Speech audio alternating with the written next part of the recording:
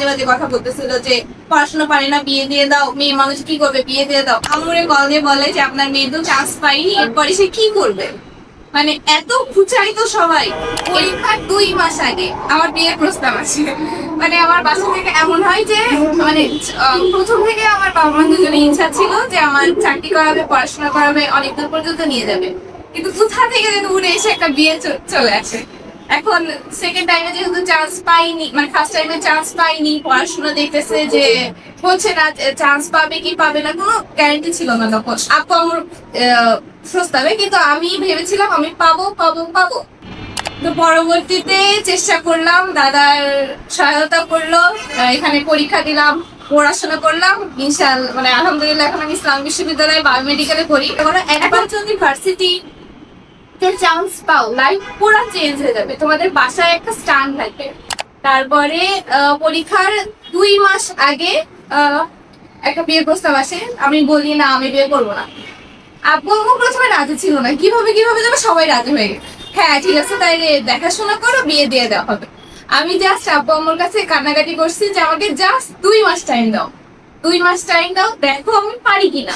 আমি যদি পারি তাহলে তো হয়ে গেল, আর যদি না পারি আমি কেসি কলেজে ভর্তি ছিলাম, আমি বলছিলাম যে কেসি কলেজে ভর্তি আছে, তারপরে তোমাদের যা ইচ্ছা তোমরা করো, বিয়ে দিলে দিল, না দিলে না দিল, সেটা তোমাদের ইচ্ছা।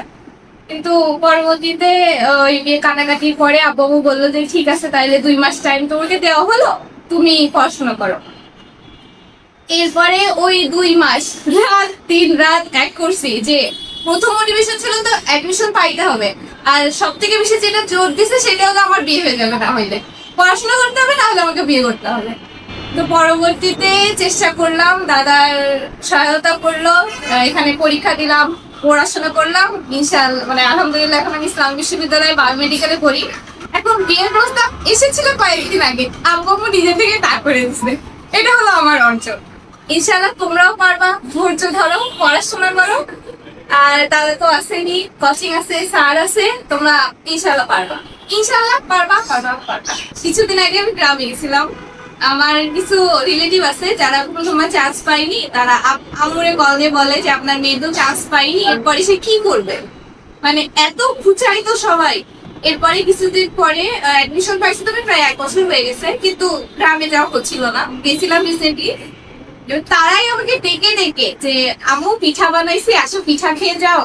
তারপরে একজন আমাকে বলে যে ভার্সিটিতে বলবো, ভার্সিটিতে ছেলে মানুষ কেমন, মানে তারা কি হ্যান্ডসাম কিনা, এরকম কোয়েশ্চেন করে আমাকে।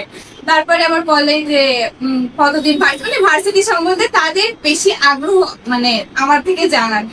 কিন্তু তার কিছুদিন আগে তারাই আমাকে বিভিন্ন বাজে বাজে কথা বলতেছিল যে পড়াশোনা পারে না, বিয়ে দিয়ে দাও, মেয়ে মানুষ কি করবে, বিয়ে দিয়ে দাও, বিভিন্ন ধরনের কথা বলতেছিল।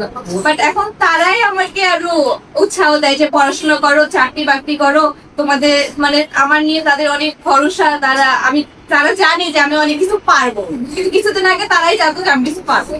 তো এরকম তোমাদের অনেক রকম কথা আসবে, তোমরা চেষ্টা করো। একবার যদি ভার্সিটি চান্স পাও, লাইফ পুরো চেঞ্জ হয়ে যাবে, তোমাদের বাসায় একটা স্টান থাকবে। তোমরা যদি কোনো কথা বলো সেটা তারা শুনবে, কিন্তু এখন দেখবা যে কেউ তোমাদের কোনো কথা শুনতেছে না। তোমরা যদি বলো যে আপু এটা করবো, না করা যাবে না, ভার্সিটিতে চান্স পাইছিস কেন করবি।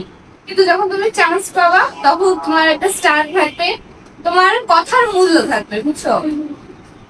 আর দাদা একটা কথা বলে, দাদারই ডায়লগ, যে ফার্স্ট টাইমে চান্স পাই স্পিডের কারণে, আর সেকেন্ড টাইমে চান্স পাই ধৈর্যের কারণে। তোমরা পড়তে পড়তে এমন হবে যে এই জিনিস আমি কতবার করবো, কিন্তু তোমাদের ধৈর্য ধরতে হবে, পড়তে হবে। রেগুলার এক্সাম তো নেই দাদা রোজ, আমি জানি, কারণ তো করছি, সপ্তাহে এক্সাম নেই, ওইগুলো ভালোভাবে দিবা, কনস্ট্যান্টলি পড়াশোনা করবা, ইনশাল্লাহ পাবা।